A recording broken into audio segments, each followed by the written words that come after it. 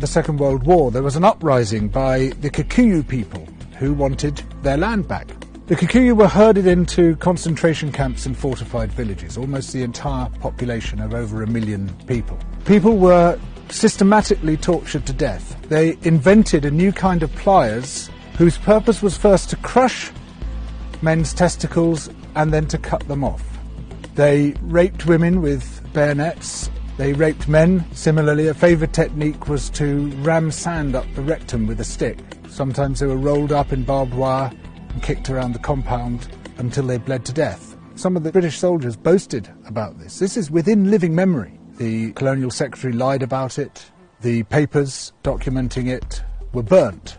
The impact of the rich and powerful nations has been so phenomenally murderous and destructive that it has been completely airbrushed from our national consciousness.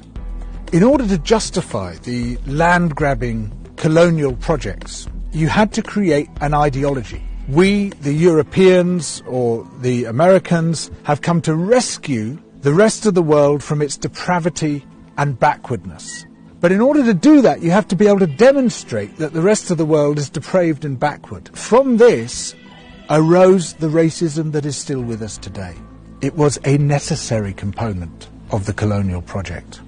Some people might claim, well, okay, we broke a few eggs to make this omelette. It's as if all those human beings were eggs. But look at the omelette. Isn't it fantastic? Look, we've made this fantastic omelette. Forget about all that unpleasant stuff and let's just celebrate where we are.